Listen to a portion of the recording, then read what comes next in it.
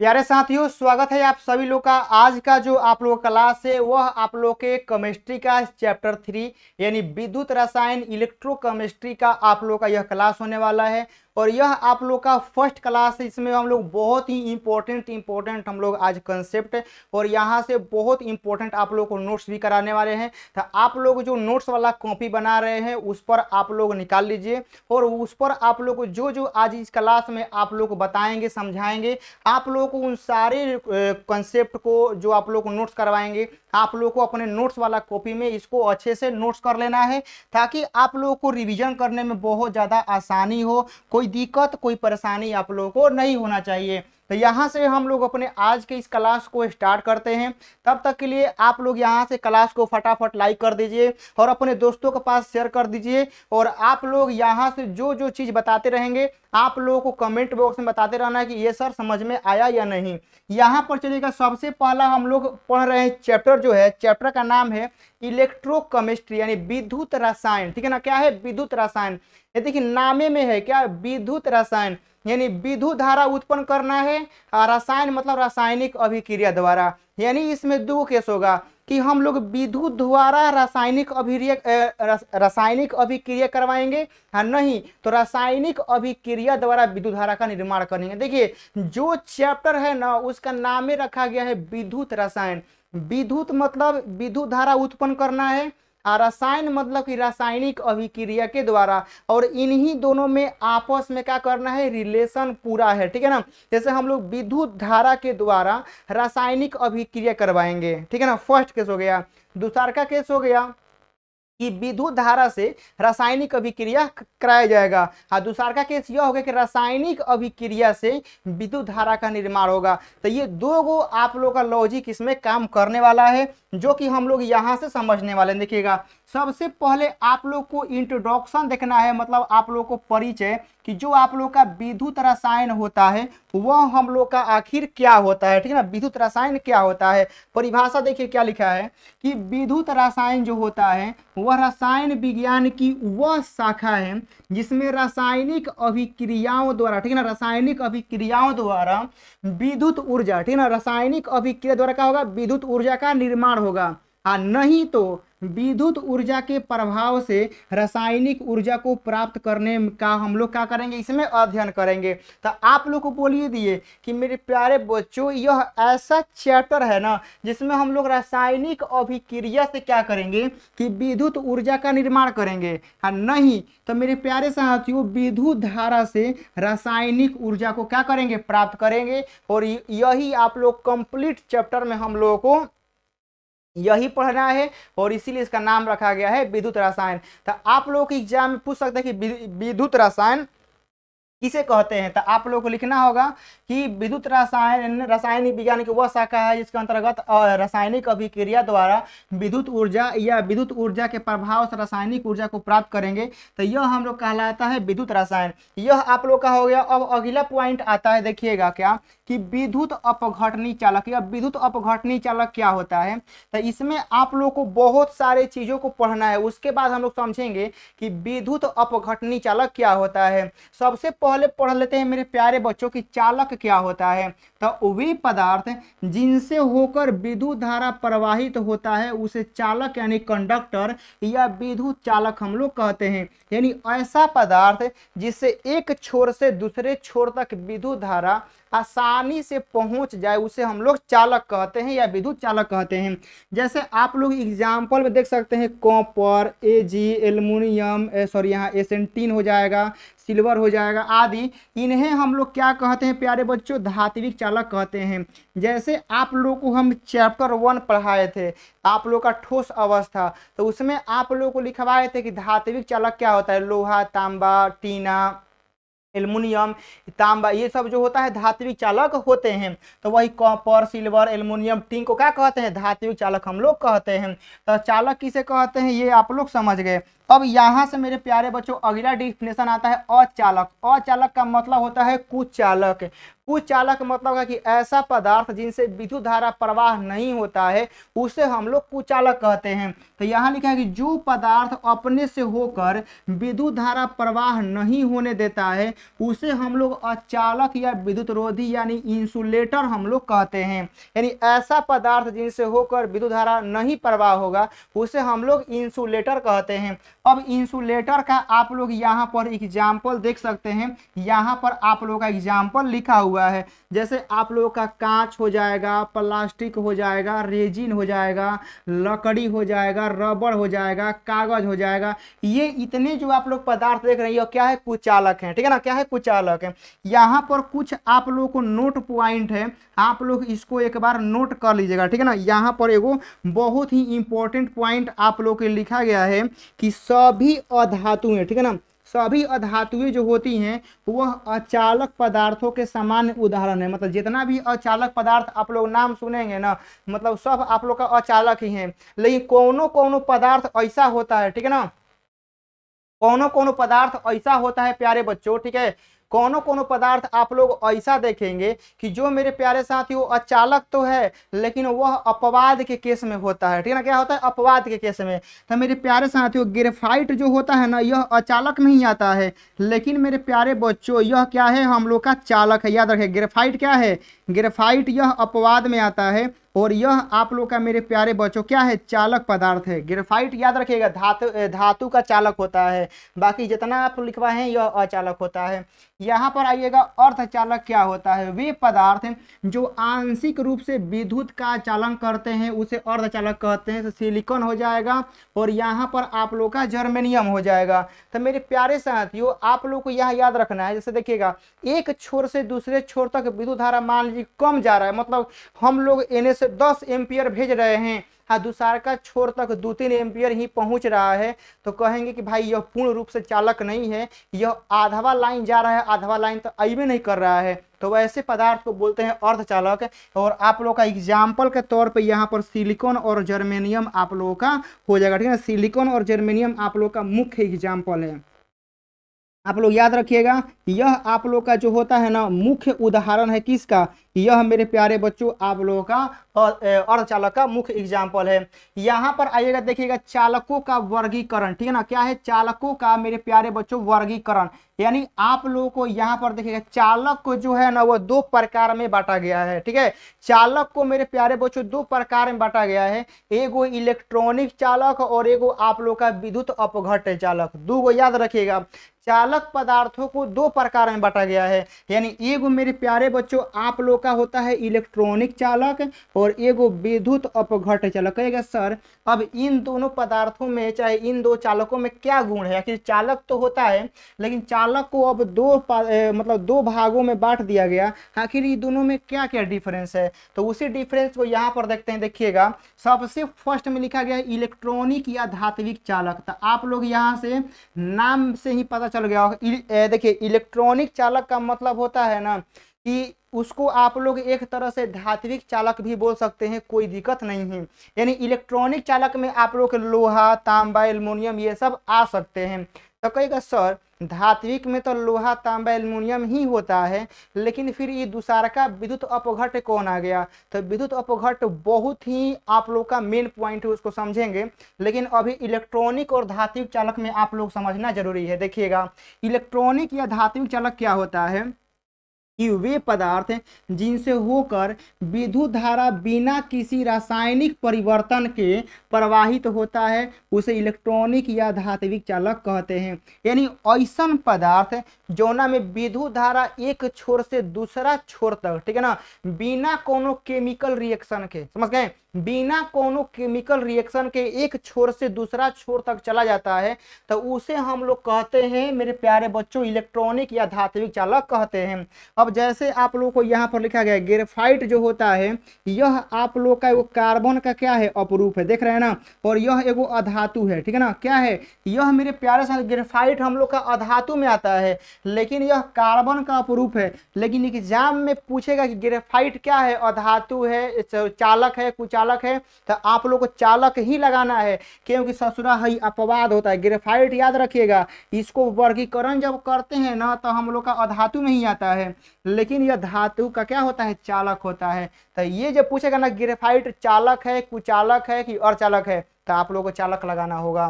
तो यहाँ देखिएगा, और जैसे आप लोगों का कुछ खनिज हो गया, ये इलेक्ट्रॉनिक चालक के क्या हो जाएंगे, उदाहरण हो जाएंगे। और यहाँ देखिएगा सबसे मेन पॉइंट है बाबू लोग ना, ये वाला जो पॉइंट है आप लोग को अपने कॉपी में लिखना है, बहुत काम का चीज़ है, ठीक है ना, बहुत काम का चीज़। ये वाला पॉइंट देखिएगा, ये वाला पॉइंट जो आप लोग के लिए घेरे हैं ना, बहुत काम का चीज़ है, एग्जाम में बहुत यूज होने वाला है। देखिए क्या कि जो इलेक्ट्रॉनिक चालकों में जो विद्युत का प्रवाह होता है ना, वह इलेक्ट्रॉन के प्रवाह के द्वारा होता है। ये आप लोग के एग्जाम में एक नंबरिया भी बन सकता है कि इलेक्ट्रॉनिक चालक में जो विद्युत का प्रवाह होता है, विद्युत का प्रवाह होता है, electron, proton, ions, none of this. तो आप लोगों को याद रखना है कि इलेक्ट्रॉनिक चालक में जो विद्युत का, ठीक है ना, जो विद्युत का, मेरे प्यारे बच्चों यहाँ पर देखिएगा, जो विद्युत का प्रवाह होता है वह आप लोग का इलेक्ट्रॉन के वजह से होता है। आप लोग एक के लिख लेंगे, ठीक है ना, कि हम लोग का इलेक्ट्रॉनिक चालक में जो विद्युत का प्रवाह होता है वह इलेक्ट्रॉन के वजह से होता है। अब यहाँ पर आइएगा, ये तो इंग्लिश वाला है, आप लोग समझ गए होंगे कि इसमें आप लोग का, मेरे प्यारे बच्चों, कोई दिक्कत नहीं है। अब यहाँ पर आइएगा विद्युत अपघट्य चालक, ठीक है ना, विद्युत अपघट्य चालक क्या होता है। तो देखिए वे पदार्थ जो गलित, गलित मतलब समझते हैं क्या होता है, पिघला अवस्था में। विद्युत अपघट्य चालक मतलब समझिएगा, अब उसी को समझना आएगा। अब ये कौन केस में आता है, तो आप लोग का ऐसा पदार्थ, ठीक है ना, कि मतलब देखिए जो गलित, गलित मतलब पिघला, ठीक है ना, पिघला मतलब लिक्विड वाला, ठीक है ना, गलित यानी पिघली अवस्था में तथा जलीय विलयन में विद्युत धारा प्रवाहित करता है, उसे हम लोग विद्युत अपघटनी चालक कहते हैं। तो चालक आप लोग का दो प्रकार के, एगो आप लोग का ठोस वाला हो गया, ठीक है ना, क्या हो गया, ठोस वाला हो गया, एगो आप लोग का द्रव हो गया, ठीक है ना, क्या हो गया, द्रव हो गया। जैसे मेरे प्यारे बच्चों ऐसे पानी में लाइन नहीं मारेगा, ठीक है ना, ध्यान समझिएगा कि ऐसे पानी में हम लोग का लाइन नहीं मारेगा, लेकिन उसी पानी में नमक डाल देंगे ना तो लाइन मारेगा, ठीक है ना। मतलब देखिएगा आप लोगों को यहाँ से यह समझना है कि मेरे प्यारे बच्चों की गलित अवस्था में, मतलब लिक्विड अवस्था में कुछ ऐसा लिक्विड होता है कि वह धातु का चालक हो जाता है, ठीक है ना, क्या होता है, धातु का वह चालक हो जाता है। तो आप लोग यहाँ पर देखना है कि वे पदार्थ जो गलित मतलब का पिघली अवस्था में चाहे जलीय विलयन में विद्युत धारा का प्रवाह करा देता है, तो उसको हम लोग कहते हैं विद्युत अपघट्य। तो चालक दो प्रकार के, एगो ठोस वाला हो गया, लोहा, तांबा, एल्युमिनियम, ये वाला, एगो हो गया जो लिक्विड में धारा जाएगा ना, उसको हम लोग लाते हैं कौना में, विद्युत अपघट्य में। तो आप लोग समझ में आ गया। अब यहाँ पर मेरे प्यारे बच्चों ये वाला पॉइंट आप लोगों को समझना आप लोगों के लिए बहुत ज़्यादा जरूरी है, ये वाला, ठीक है ना। यहाँ पर जो जो घेर रहे हैं ना, आप लोग इसको अपने कॉपी में यहाँ पर नोट्स पॉइंट करके आप लोग दीजिएगा कि इनमें विद्युत धारा का जो प्रवाह होता है वह आयनों की गति के कारण है, मूवमेंट ऑफ, ठीक है ना, मूवमेंट ऑफ आयन के कारण होता है। आप लोगों से एग्जाम में एक नंबर यह पक्का बनेगा कि विद्युत अपघट्य जो चालक होता है, चाहे विद्युत अपघट्य में विद्युत धारा प्रवाह होता है, किसके वजह से, इलेक्ट्रॉन के वजह से, आयनों के वजह से, चाहे और कोई दे देगा। तो याद रखना है कि विद्युत अपघट्य में जो विद्युत धारा आप लोग का प्रवाह होगा, ठीक है ना, इसका मेन रीजन क्या है, इसमें आप लोग का आयनों का, ठीक है ना, आयनों का मूवमेंट, ठीक है ना, आयनों का गति के कारण आप लोग का होता है। यह आप लोगों को याद रखना है।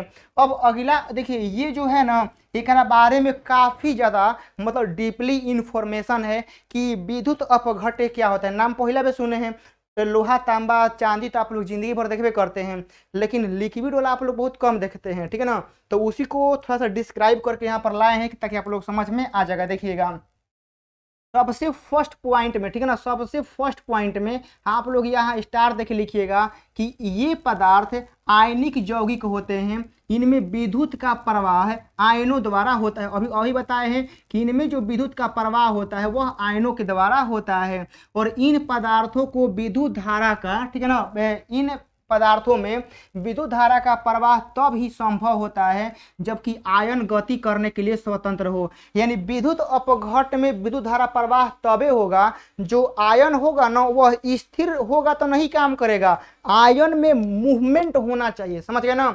विद्युत अपघट्य में विद्युत धारा प्रवाह होता है, आयन की वजह से। लेकिन अब बात आता है कि आयन का मतलब कैसे होना चाहिए, मतलब कि एक जगह स्थिर होना चाहिए कि आयन में गति होना चाहिए। तो याद रखिएगा कि विद्युत अपघट्ट में जो विद्युत धारा प्रवाह होगा वह आयनों के कारण होगा, लेकिन वह आयन गतिमान होना चाहिए, वही यहाँ पर लिखा गया है। अतः ठीक है ना, अतः ये पदार्थ ठोस अवस्था में विद्युत का चालन नहीं करते हैं। इन पदार्थों को विद्युत अपघट्ट या इलेक्ट्रोलाइट कहते हैं। तो विद्युत अपघट्ट चाहे इलेक्ट्रोलाइट किसे कहते हैं, तो आप लोगों को लिखना है कि वे पदार्थ, ठीक है ना, वे पदार्थ याद रखिएगा कि जो हम लोग का जल में जाते ही आयनों का क्या करते हैं, वियोजित करते हैं और आयन गति करने लगते हैं, और जिसके वजह से विद्युत धारा का प्रवाह होता है उसे विद्युत अपघट्ट कहते हैं। ठीक है ना, विद्युत अपघट्ट मतलब समझ रहे हैं कि जो मेटेरियल डलाएगा, ठीक है ना, जो आयन में टूटेगा, ठीक है ना, जो आयन में टूटेगा। जैसे मेरे प्यारे साथियों कटोरी है, तो कटोरी को हम लोग गर्म करते हैं, तो कटोरी में भी तो कुछ नहीं है, लेकिन कटोरी में जो घी डालेंगे, चाहे जो भी लिक्विड डालेंगे, जो लिक्विड में चेंज होगा, जो आयन में चेंज होगा, जो मटेरियल आयन में चेंज होगा, वह मटेरियल, वह पदार्थ कहलाता है विद्युत अपघट्ट, जो ऊपर से हम लोग डालते हैं। जैसे हम लोग का पानी हो गया, तो पानी में हम लोग नमक डालेंगे, ठीक है ना, नमक डालेंगे, तो नमक क्या है, विद्युत अपघट्ट। याद रखिएगा, नमक, पानी में नमक डालेंगे तो पानी क्या, जो नमक है यह विद्युत अपघट्ट का उदाहरण है। तो वही आप लोगों को यहाँ पर समझाया जा रहा है। तो आप लोग विद्युत अपघट्ट चाहे इलेक्ट्रोलाइट का डिफिनेशन आप लोग लिख लीजिएगा, और यहाँ पर उदाहरण के लिए हो जाएगा NaCl और KCl, ठीक है ना। NaCl और KCl क्या है, विद्युत अपघट्ट का एग्जाम्पल है। देखिएगा, ठोस अवस्था में विद्युत का चालन नहीं करते हैं, परंतु यह संगलित, संगलित मतलब होता है कि द्रव अवस्था, संगलित चाहे गलित चाहे जलीय, ये सब होता है द्रव अवस्था, ठीक है। तो संगलित, गलित या जलीय विलयन में यह विद्युत धारा का प्रवाह करते हैं। तो विद्युत अपघट्ट जो होगा ना, वह ठोस अवस्था में विद्युत धारा का चालन नहीं करेगा, वह गलित अवस्था में, द्रवित अवस्था में, जलीय विलयन में ही विद्युत धारा का निर्माण करेगा। इसके विपरीत कुछ ऐसे पदार्थ भी होते हैं जो न तो ठोस अवस्था में और न ही जलीय विलयन में विद्युत धारा का निर्माण करते हैं। मतलब कि अब ऐसा, अब देखिए, अब मेरे प्यारे साथियों, अब पानी में नमक डालेंगे ना तो करंट बताएगा, क्या होगा, करंट बताएगा। लेकिन उसी पानी में चीनी डाल देंगे ना तो कोनो प्रवाह नहीं पड़ेगा, ठीक है ना। तो कोनो कोनो ऐसा पदार्थ होता है ना कि जो उतना ना तो ठोस में चालक होगा और ना ही वह विलयन में, मतलब ना ही उसका लिक्विड फॉर्म होगा, तो ना उसमें कुचालक होता है। जैसे आप लोग एग्जाम्पल के लिए देख सकते हैं शर्करा, यूरिया, एथेनॉल, ग्लूकोज आदि, इस प्रकार के पदार्थों का विद्युत अनअपघट्ट कहा जाता है। विद्युत अनअपघट्ट वह पदार्थ होता है जो गलित अवस्था में आने के बाद भी, ठीक है ना, जो हम लोग का ठोस अवस्था में तो कुचालक होता है, लेकिन गलित अवस्था चाहे द्रवित अवस्था में आने के बाद भी विद्युत धारा का निर्माण नहीं होता है, तो उसे हम लोग क्या कहते हैं, विद्युत अनअपघट्ट। अब विद्युत अपघट्ट वह होता है जो ठोस में तो कुचालक होता है, लेकिन जैसे ही उसका लिक्विड फॉर्म होता है, जैसे ही द्रव अवस्था में आता है, तो उसमें क्या होता है कि विद्युत का चलन होने लगता है, तो उसे हम लोग विद्युत अपघट्ट कहते हैं। तो आप लोगों को विद्युत अपघट्ट में बहुत सारी जानकारी दे दिए हैं, यहाँ से इसमें कोई भी दिक्कत, कोई परेशानी आप लोगों को नहीं होगा। अब यहाँ से आप लोग का अगला टॉपिक आता है, देखिएगा, यह विद्युत अपघट्ट आप लोग का जो होता है बाबू, यह आप लोग का दो प्रकार के होता है, ठीक है ना। विद्युत अपघट्ट क्या होता है, दो प्रकार के। जैसे हम लोग पानी में कोई चीज ऊपर से डालेंगे, ठीक है ना, जैसे हम लोग पानी में कोई लिक्विड डालेंगे, तो लिक्विड हम लोग का दो, पानी में कोई हम लोग पदार्थ डालेंगे तो वह पदार्थ दो तरह से हो सकता है। वह पदार्थ होगा कि डालते डालते पानी में पूरी तरह से इलेक्ट्रॉन का चालन करेगा, और कोई पदार्थ ऐसा होगा जो कम चालन करेगा, ठीक है ना। जैसे हम लोग पानी में कोई ऐसा पदार्थ डालें जिससे विद्युत धारा बहुत हाई मात्रा में प्रवाह हो रहा है, और कोई ऐसा पदार्थ डालेंगे जो विद्युत धारा का प्रवाह तो होगा लेकिन बहुत कम होगा। तो मेरे प्यारे बच्चों, विद्युत अपघट्ट को दो प्रकार में बांटा गया है, एगो आप लोग का प्रबल, ठीक है ना, और एगो आप लोग का दुर्बल, ठीक है ना। प्रबल विद्युत अपघट्ट वह अपघट्ट होता है जो जल में पूरी तरह से आयन का प्रवाह एकदम, मतलब कि खटा खटा करेगा, मतलब हाली हाली करेगा, ठीक है ना। तो मतलब जो जल में पूरी तरह से आयन का भरमार लगा देगा, ठीक है ना, जिससे विद्युत धारा का चलन बहुत अधिक मात्रा में होगा, तो वह हो जाएगा प्रबल। हाँ, दुर्बल मतलब जो समझिए कि मतलब जाएगा, मतलब काम भर, ठीक है ना, क्या होगा, काम भर। जैसे देखिएगा, जो रोज काम होता है ना, जो रोज काम होता है मनमौजी होता है, लेकिन जो ठेका पे काम होता है बड़ा जल्दी जल्दी होता है। तो वैसे ही समझिए कि परबल जो होता है ना ठीका पे काम होता है, ठीका पे, मतलब कम समय में इतना हरा हरा विद्युत धारा प्रवाह करेगा ना, कोनो इसका लिमिट नहीं है। हाई जो दुर्बल है ना, मतलब एकदम मनमौजी, मतलब कम एकदम लुसुर लुसुर लुसुर लुसुर करेगा। अब यहाँ पर देखिएगा परबल विद्युत अपघट्ट को हम लोग समझते हैं यह क्या होता है। जैसे आप लोग का परबल विद्युत अपघट्ट होगा, देखिए इसका परिभाषा क्या है कि वे विद्युत अपघट्ट जो जलीय विलयन में लगभग पूर्णतः आयनित हो जाते हैं। पूर्णतः आयनित का मतलब होता है ना, मतलब पूरी तरह से अपन जी जान लगा देगा, ठीक है ना, पूरी तरह से वह क्या होगा, आयन में टूट जाएगा और उसका जिंदगी का एक ही मकसद होगा कि हमारा विद्युत धारा जल्दी जल्दी क्या करना है, प्रवाह करना है। तो ऐसे पदार्थों को कहते हैं परबल विद्युत अपघट्ट, मतलब स्ट्रॉन्ग इलेक्ट्रोलाइट कहते हैं। जैसे एग्जाम्पल में NaCl हो जाएगा, KCl हो जाएगा, HCl हो जाएगा, NaOH हो जाएगा। तो ये सब आप लोग के परबल विद्युत अपघट्ट के एग्जाम्पल हैं, ठीक है। यहाँ पर आइएगा, दुर्बल विद्युत अपघट्ट क्या होते हैं। वे विद्युत अपघट्ट जिनका जलीय विलयन में बहुत कम आयन होता है, मतलब जलीय विलयन में यह आयन ही उतना नहीं देगा, मतलब जलीय विलयन में जितना आयन होगा विद्युत धारा उतने तेजी से जाएगा। लेकिन यह ऐसा होता है ना कि विद्युत धारा का निर्माण कम करेगा, कम कोई खास बात नहीं है, यह आयन ही कम देगा, ठीक है ना, यह आयन ही कम देगा तो विद्युत धारा कम जाएगा। तो यह उसको हम लोग बोलते हैं दुर्बल विद्युत अपघट्ट। तो अत्यधिक न तनुता पर भी पूर्ण आयन नहीं था, मतलब देखिए जो विलयन है ना, वो हम लोग विलयन को तनुता भी कर देंगे ना, तब भी पूर्ण आयन हम लोग का नहीं देगा। तो ऐसे पदार्थों का कहते हैं दुर्बल विद्युत अपघट्ट हम लोग कहते हैं। एग्जाम्पल के लिए CH3COOH H2CO3 HBO हम लोग का हो जाएगा। यहाँ पर आइएगा मेरे प्यारे बच्चों, विद्युत अपघट्ट की प्रकृति और अंतर आयनिक आकर्षण, ठीक है ना। यानी आप लोगों को यहाँ पर देखिएगा कुछ यहाँ पर इंपॉर्टेंट पॉइंट लिखा गया है कि जो आयन होता है इसको आप लोग को अच्छे से स्टार मार के आप लोगों को लिख लेना है कि वह आयन जिसका आकर्षण बल, मतलब देखिए आयन जो होता है ना, जिस आकर्षण बल से बंधा रहता है उस पदार्थ की वह जालक ऊर्जा लैटिस एनर्जी कहलाती है। तो आप लोगों से एग्जाम में कभी कल आ सकता है एक नंबरिया में कि जालक ऊर्जा किसे कहते हैं। तो वह मतलब कि आयन जिस आकर्षण बल से बंधे रहते हैं उसे जालक ऊर्जा कहते हैं। देखिए यहाँ पर लिखा है आयन विलायक, ठीक है ना, आयन विलायक अंतः क्रिया से उत्पन्न ऊर्जा को विलायकीकरण ऊर्जा कहते हैं। यानी जो हम लोग के आयन होते हैं ना, आयन और विलायक, तो इसके आपस में मतलब कि अंदर के कुछ काम से जो हम लोग का एनर्जी उत्पन्न होगा उसे विलायकीकरण ऊर्जा हम लोग कहते हैं।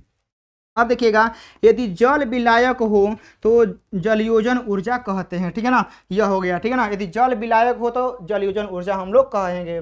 अब यहाँ देखिएगा आयनों का विलायकीकरण, ठीक है ना, आयनों का विलायकीकरण, यह आप लोग का इंपॉर्टेंट है कि विलय पदार्थों के आयनों का विलायकीकरण जो होता है जितना अधिक होगा उसके विलयन की जो चालकता होगी वह उतना ही कम होगी। यह याद रखना है कि विलय पदार्थों के आयनों का, ठीक है ना, विलायकीकरण जितना अधिक होगा उसकी चालकता उतने ही कम होगी। तो यह आप लोग को ऑब्जेक्टिव पॉइंट के लिए है। अब यहाँ देखिए विलायक की श्यानता, ठीक है ना, श्यानता देखिए क्या लिखा है कि विलायक में अनोन क्रिया पर निर्भर करती है। विलायक के अनोन क्रिया अधिक होने पर श्यानता अधिक होता है और अधिक श्यानता होने पर आयनों की गतिशीलता कम होगी और अतः विद्युत का चालकता घट जाएगा। यानी आप लोगों को याद, जो चालकता होता है ना मेरे प्यारे बच्चों, चालकता जो होता है वह आप लोग का श्यानता के व्युत्क्रमानुपाती होता है। आप लोग ऐसे लिख सकते हैं, ठीक है ना, यानी जो हम लोग का चालकता होता है वह श्यानता के क्या होता है, व्युत्क्रमानुपाती होता है। क्यों, देखिएगा श्यानता अधिक होगा, ठीक है ना, श्यानता अधिक होगा तो चालकता घट रहा है, एक मतलब कि व्युत्क्रमानुपाती है। तो एग्जाम में सवाल बनेगा कि यदि किसी विलयन की श्यानता अधिक है तो चालकता क्या होगा। तो मेरे प्यारे साथियों व्युत्क्रमानुपाती होता है, श्यानता ज्यादा होगा तो चालकता कम हो जाएगा और श्यानता कम होगा तो चालकता ज्यादा हो जाएगा। तो याद रखिएगा। यहाँ पर आइएगा तापमान पर, टेम्परेचर पर क्या इफेक्ट पड़ता है। तो ताप वृद्धि से आयनों की गतिज ऊर्जा बढ़ती है, ठीक है ना, और आयनों की गतिशीलता क्या होती है, बढ़ जाती है। तो यहाँ देखिए अतः ताप वृद्धि के कारण विद्युत चालकता बढ़ती है। यानी मेरे प्यारे बच्चों यहाँ पर याद रखना है कि जो हम लोग का चालकता होता है, जो हम लोग का चालकता होता है, यह आप लोग के तापमान के समानुपाती होता है। सारे बच्चे लोग याद रखिएगा कि जो आप लोग का मेरे प्यारे बच्चों चालकता होता है वह तापमान के क्या होता है, समानुपाती होता है। कौन, किसके लिए मेरे प्यारे बच्चों, विद्युत अपघट्ट के लिए, ठीक है ना। विद्युत अपघट्ट में जो चालकता होता है वह तापमान के समानुपाती होता है। मतलब टेम्परेचर जितने बढ़ाइएगा चालकता उतने बढ़ेगा, ठीक है ना। क्या होगा, चालकता उतने आप लोग का बढ़ेगा। जैसे मेरे प्यारे बच्चों हम लोग पानी में नमक मिला दिए और हम लोग पानी को गर्म करेंगे तो और ही उसमें लाइन जल्दी जल्दी बताएगा, ठीक है ना। मतलब थोड़ा सा ज़्यादा बताएगा। तो चालकता टेम्परेचर पे क्या करता है, डिपेंड करता है और समानुपाती होता है। तापमान बढ़ाएंगे तो इधर से चालकता भी हम लोग का बढ़ जाएगा। लेकिन इलेक्ट्रॉनिक या धात्विक चालकों की चालकता ताप वृद्धि के साथ घटती है। अब इसमें देखिएगा, यह जो होता है ना, यह मेरे प्यारे साथियों विद्युत अपघट्ट चालक के लिए लिखिएगा। यहाँ पर जो यह होता है, यह आप लोग का विद्युत अपघट्ट चालक के लिए हम लोग का होता है। और इलेक्ट्रॉनिक चालक के लिए जो सी होता है ना, वह आप लोग के टेम्परेचर के व्युत कर्मानुपाती होता है। तो ये वाला दोनों बात आप लोग कहीं एक जगह लिख लीजिएगा। ये होता है विद्युत अपघट्ट चालक के लिए और ये होता है इलेक्ट्रॉनिक चालक के लिए, ठीक है ना। इसमें आप लोग को कोई दिक्कत नहीं होगा। यह हो गया मेरे प्यारे बच्चों, ठीक है ना। चलिएगा, तो आज के सेशन के लिए हम लोग इतना ही छोड़ते हैं। यह आप लोग के आज के इलेक्ट्रोकेमिस्ट्री का पार्ट 1 था। यह आप लोगों को समझ के पढ़ के बहुत अच्छा लगा होगा। तो आप लोग कमेंट बॉक्स में जरूर बताइएगा कि आज का क्लास आप लोगों को पढ़ के कैसा लगा, ठीक है ना। मिलेंगे इसके नेक्स्ट पार्ट 2 में कल में। तब तक के लिए आप लोगों को इसको अच्छे से क्या करना है, रिवाइज कर लेना है, ताकि कोई भी दिक्कत और कोई भी परेशानी आप लोग को बिल्कुल न हो। समझ गए। पार्ट 1 था, इसको अच्छे से आप लोग को रिवाइज करना है, क्योंकि किसी भी क्लास का बेसिक क्लास बहुत जरूरी होता है। अब जो चीजें पार्ट 2 में आएंगी तो वह पार्ट 1 वाला नहीं आएगा, अब हम लोग इसके आगे पढ़ेंगे। तो आप लोग यह जो क्लास था इसको अच्छे से रिवाइज कर लेंगे, नोट्स बना लीजिएगा और इसका PDF जो है आप लोग के एप्लीकेशन पर अपलोड हो जाएगा। वहां से आप लोग अच्छे से नोट्स लिख के बना सकते हैं, रिवाइज भी कर सकते हैं। मिलते हैं आप लोगों के साथ नेक्स्ट क्लास में इसके पार्ट 2 में। तब तक के लिए आप लोग अच्छे से नोट्स बनाइए इसका। जय हिंद।